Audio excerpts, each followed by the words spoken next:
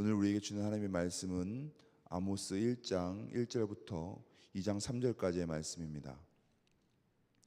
구약 1275쪽 아모스 1장 1절부터 2절 3절까지의 말씀을 저와 여러분 한 절씩 교독하시겠습니다.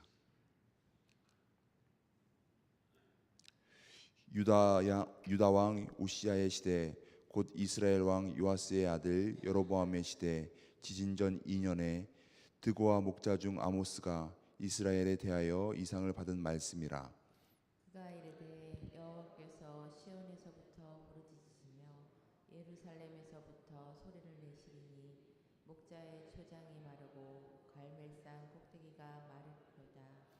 여호와께서 이와 같이 말씀하시되 다메섹의 서너 가지 죄로 말미암아 내가 그 벌을 돌이키지 아니하리니 이는 그들이 철 타작기로 타작하듯 길르앗을 압박하였음이라. 내가 하사엘의 집에 불을 보내리니 베나다의 궁궐들을 사르리라. 내가 다메섹의 빗장을 꺾으며 아웬 골짜기에서 그 주민들을 끊으며 벳 에덴에서 규 잡은 자를 끊으리니 아람 백성이 사로잡혀 기르에 이르리라. 여호와께서 말씀하셨느니라. 여호와께서 이와 같이 말씀하시되 가사의 서너 가지 죄로 말미암아 내가 그 벌을 돌이키지 아니하리니 이는 그들이 모든 사로잡은 자를 끌어 에돔에 넘겼음이라. 내가 가사성에 불을 보내리니 그 궁궐들을 사르리라. 내가 또 아스돗에서 그 주민들과 아스글론에서 그를 잡은 자를 끊고 그 손을 돌이켜 에그론을 치리니 블레셋에 남아있는 자가 멸망하리라. 주 여호와께서 말씀하셨느니라. 여호와께서 이와 같이 말씀하시되 두로의 서너 가지 죄로 말미암아 내가 그 벌을 돌이키지 아니하리니 이는 그들이 그 형제의 계약을 기억하지 아니하고 모든 사로잡은 자를 에돔에 넘겼음이라.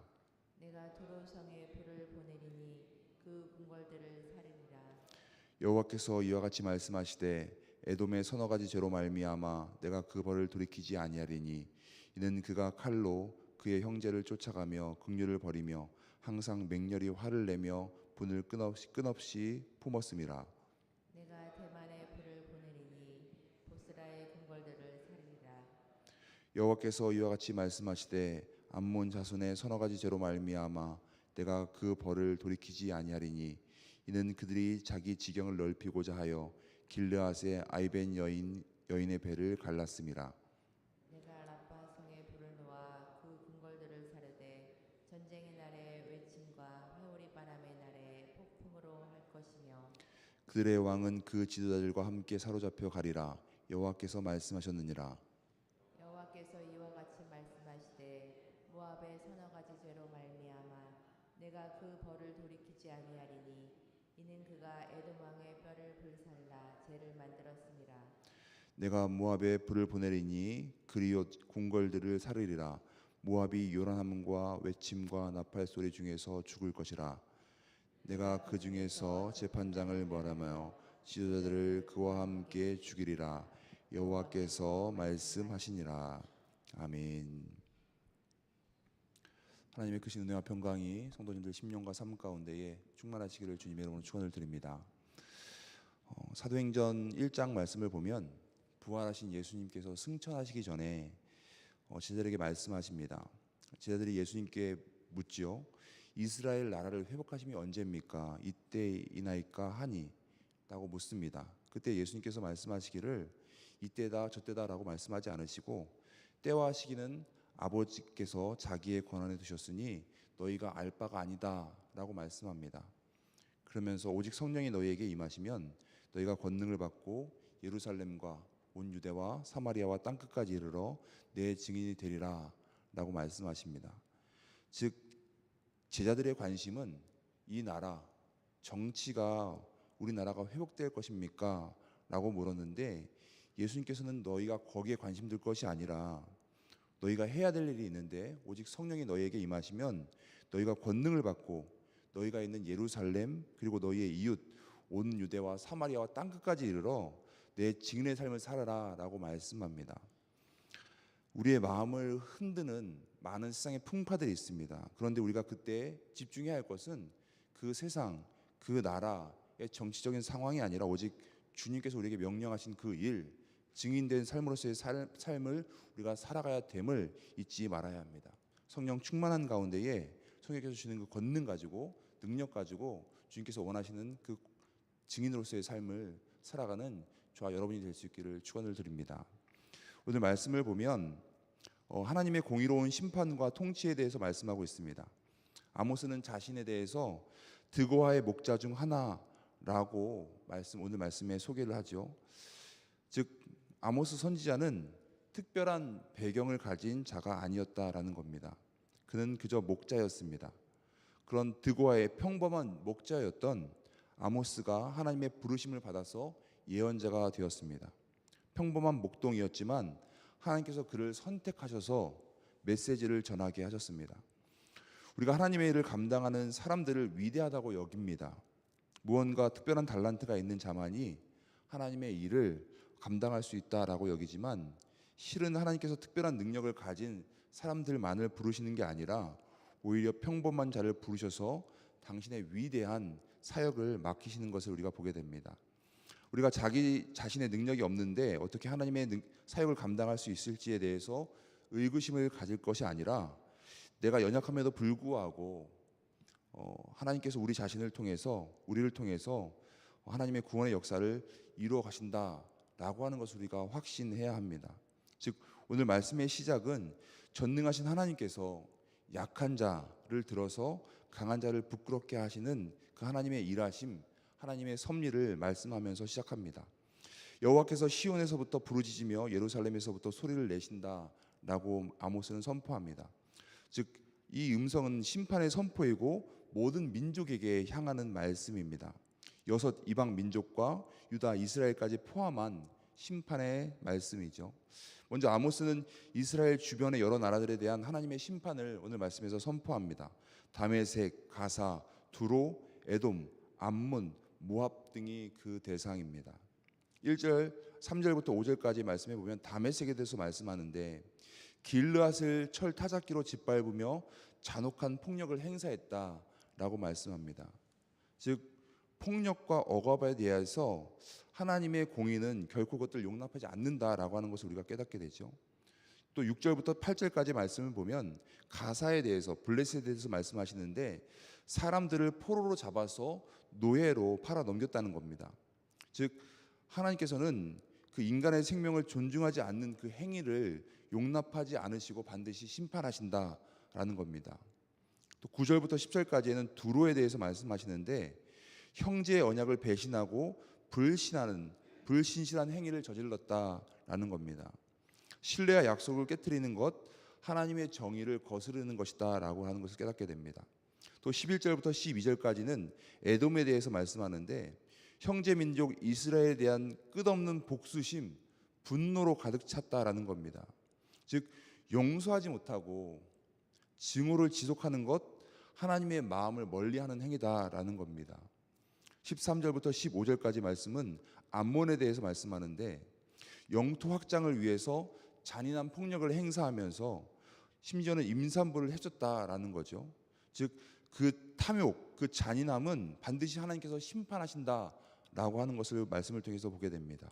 그리고 2장 1절부터 3절까지는 모압에 대해서 말씀하는데 에돔 왕의 뼈를 불태우면서 모욕했다는 거죠. 죽은 자에 대해서 무례함을 저질렀다는 겁니다. 그것까지도 하나님께서는 보고 계신다라고 하는 거죠. 오늘 읽은 3절부터 계속되는 이 이방 민족에 대한 말씀을 보면 일관적으로 체계적인 형식을 따르고 있는데 서너 가지 죄로 말미암아 내가 그 벌을 돌이키지 아니하리니라고 하는 말씀이 계속해서 반복됩니다. 서너 가지 죄로 말미암아 내가 그 벌을 돌이키지 아니하겠다라고 하는 말씀이 반복되죠. 단지 이 서너 가지 죄 횟수를 말씀하시는 것이 아니라 회개를 촉구하는 이 이방 나라들에 대한, 우리에게 대한 회개를 촉구하는 하나님의 인내와 자비를 보여주시는 말씀입니다. 첫 번째, 두 번째, 죄를 저지르자마자 바로 심판하시는 분이 하나님이 아니시라 세 번째 죄에서도 즉시 심판하지 않으시는 분, 서너 가지 죄로 말미암아 그 벌을 돌이키지 아니하시는 분이 바로 하나님이시라는 겁니다. 즉 즉각적으로 심판하지 않으시고 우리에게 회개할 수 있는 기회를 주시는 분이 바로 하나님이심을 우리가 말씀을 통해서 깨닫게 됩니다. 즉 오늘 심판에 대한 이 선포는 동시에 회개에 대한 촉구이기도 합니다.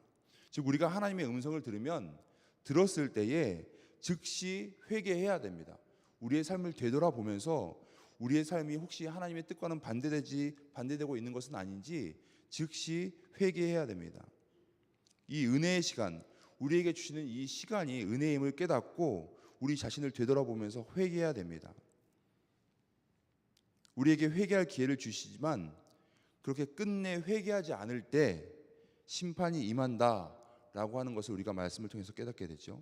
하나님은 분명히 공의로우신 분, 모든 죄악을 심판하시는 분이십니다.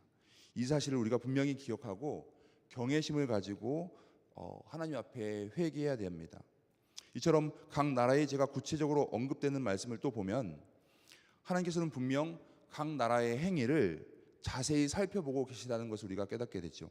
즉 하나님께서는 우리의 모든 것을 살피시는 분임을 우리가 잊지 말아야 합니다. 하나님은 우리의 일거수일투족 구체적인 행위를 보고 계십니다. 행위뿐만 아니라 우리의 마음이 어디가 있는지, 어떠한 마음으로 우리가 살아가고 있는지 그 마음도 살피시는 분입니다. 우리의 일상의 모든 영역이 그렇게 하나님의 뜻을 따라 살아야 합니다. 그리고 그에 따라 공정하게 심판하고 계시는 분이 하나님이심을 잊지 말아야 합니다. 그 하나님의 심판은 이스라엘뿐만 아니라 오늘 말씀에 보면 모든 나라에 해당된다라는 것을 깨닫게 됩니다. 즉 하나님은 온 세상의 주권자이시고 우리 삶의 주인 되시고 모든 민족이 우리가 그분의 말씀을 기준 삼아서 살아야 함을 깨닫게 됩니다. 즉 하나님의 말씀이 지역적으로만 적용되는 어떤 윤리가 아니라 모든 사람에게, 모든 나라에게 적용되는 진리임을 우리가 잊지 말아야 합니다. 오늘 말씀은 분명 하나님의 공의와 심판 그리고 그 속에 담긴 하나님의 은혜의 메시지를 우리에게 전해주고 있습니다. 이 말씀을 통해서 우리가 하나님의 성품을 더 깊이 이해할 수 있을 뿐만 아니라 우리의 삶을 다시 한번 되돌아 봐야 합니다. 분명 하나님은 공의로운 분이시지만 동시에 자비로우신 분이십니다. 그분은 우리에게 회개할 기회를 주시고 우리가 그분의 뜻대로 살아가기를 원하고 계십니다. 우리는 이 진리를 깊이 깨닫고 하나님의 뜻에 따라 살아가야 하는 줄 믿습니다. 하나님의 그 공의로운 심판을 기억하면서 또 그분의 은혜, 그분의 자비에 감사하고 그분의 뜻에 따라가는 우리 모든 교우님들의 삶이 될 수 있기를 주님의 이름으로 축원을 드립니다. 기도하겠습니다. 하나님, 지난밤 지켜주시고 이 새벽 새날을 허락하시고 또 우리에게 생명으로 살아가게 하심을 감사드립니다. 우리의 마음이 세상 풍파에 흔들리지 않도록 굳건하게 지켜주시고 오직 주님만을 마음에 품고 주님만을 바라보며 주님께서 원하시는 증인으로서의 삶을 살아갈 수 있도록 은혜로 지키시고 인도하여 주시옵소서. 하나님, 특별히 이 나라를, 이 민족을 굽어 살펴주시옵소서. 우리 그리스도인들이 더욱더 기도하게 하시고 이 나라가 하나님의 공의 가운데에 통치되도록 우리의 삶이 하나님의 뜻 가운데에 살아갈 수 있도록 늘 은혜로 지키시고 인도하여 주시옵소서. 모든 것을 주님께 맡기고 의지하오며 우리 주 예수 그리스도의 이름으로 기도드립니다. 아멘. 하늘에 계신 우리 아버지여, 이름이 거룩히 여김을 받으시오며 나라가 임하시오며 뜻이 하늘에서 이루어진 것 같이 땅에서도 이루어지이다. 오늘 우리에게 일용할 양식을 주시옵고 우리가 우리에게 죄 지은 자를 사하여 준 것 같이 우리의 죄를 사하여 주시옵고 우리를 시험에 들게 하지 마시옵고 다만 악에서 구하시옵소서. 나라와 권세와 영광이 아버지께 영원히 있사옵나이다. 아멘.